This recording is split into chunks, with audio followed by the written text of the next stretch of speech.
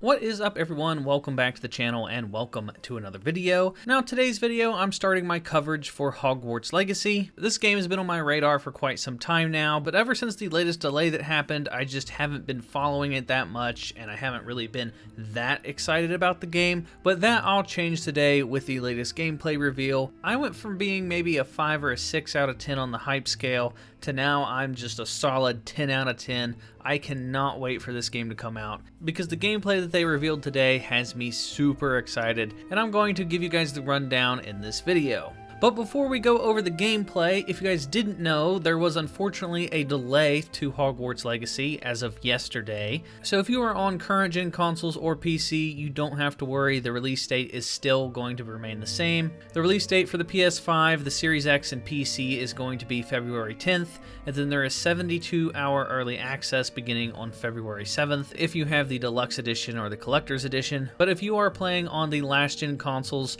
such as the PlayStation 4 or the Xbox One, it is being delayed to April 4th, 2023. And if you're planning on picking up Hogwarts Legacy on the Nintendo Switch, it will be coming out on July 25th, 2023. So that is quite the delay for the Nintendo Switch players, but it is really hard to adapt games for the Switch, so I can kind of understand that, but it definitely sucks for those of you that were looking forward to this on your Switches. So for current gen consoles, there is no delay. It is still coming out on February 10th, and last gen consoles, it is delayed to April 4th. Alright, so today was a huge day because we got about 30 minutes of brand new gameplay for Hogwarts Legacy. Now, I'm going to be breaking down all the major key points that stood out to me in this gameplay. If you guys want to check out the whole video for yourselves, I will leave it linked down below. But they started off the video very strongly because they were showing off just how big the open world environment really is. And I gotta say, it is massive. And it's not just massive, it looks beautiful. Now, I don't know what I was expecting from this game because I guess with modern gaming, my standards have been so lowered and I'm so used to being like nickel and dimed, and every company's trying to just release the bare minimum and make as much money as possible. But this game looks stunning. Like, you can tell that the developers love Harry Potter. You can tell that they're putting a lot of hard work and effort into this, and they're not just trying to rush it out the door and make a quick buck and then just never touch the game again. Like, this game looks great. In the open world, like, there's so much stuff you can do.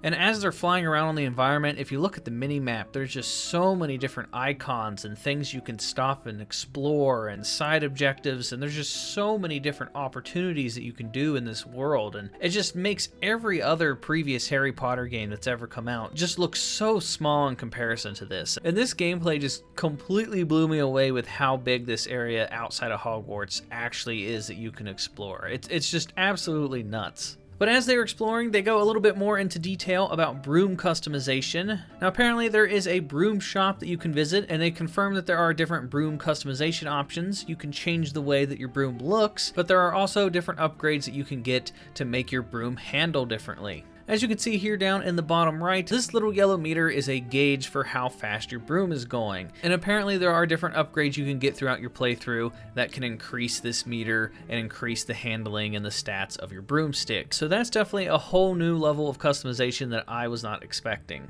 So we have a shop in Hogsmeade, actually a broom shop. And so that sells a variety of different brooms. And it was important to us that the player could customize themselves based on their own aesthetic. So they're purely cosmetic, but if you talk to the shopkeep and help him out, he'll actually sell upgrades.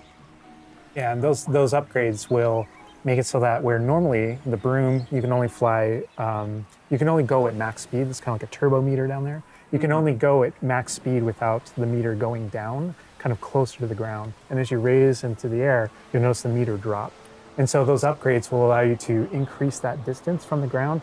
And the broom owner at the sporting goods store in Hogsmeade is trying to perfect the broom and get better at it and know it better, and you can participate that and get better and better brooms through that. So then up next, we get our first look at riding a flying mount in Hogwarts Legacy. And I gotta say, I really like the way that you just summon your creatures out of nowhere. It's really convenient, unlike with the previous Harry Potter games where you had to like physically go to the mount. In this one, you can just summon them whenever you want, and it's just really cool. And they give a pretty good explanation as to why you might want to use a mount versus only using your broomstick. We're gonna hop on our Onyx Hippogriff here. The Onyx Hippogriff is our pre-order bonus. Oh my God, there he just like pops out of the the bag. Oh wait, you can use it as a horsey? I mean, a horse. I mean, that is a horse. Yeah, as a hippogriff, you can totally ride it like a ground mount, and you can lift off into the air. And we tried to make sure that each of those interactions, so the broom's really good at reaching that top speed, at kind of traveling the world as quickly as possible. But sometimes it's really nice to get on the hippogriff because of that ground speed or those transitions.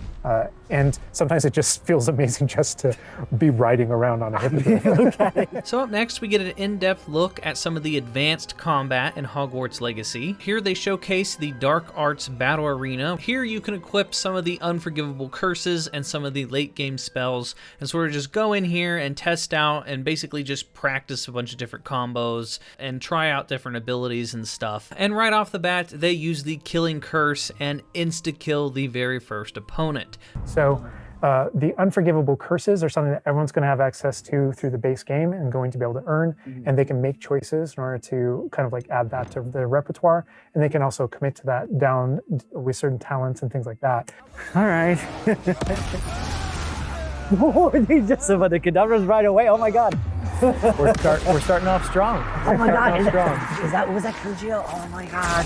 That's so cool. Yeah, so that you'll notice right away, like when we used Avada Kedavra, that guy's health bar went from instant to 0, and we really are trying to honor the way Avada Kedavra works in the game, even in some pretty extreme situations. Confirming that you can straight up just kill people in Hogwarts Legacy. I did not think we were going to be able to use those abilities. Those are some pretty crazy curses, and the fact that you can just equip them in this mode and just train with them, and some of the combos you could pull off looked really cool. You can just pick up objects and throw them at people.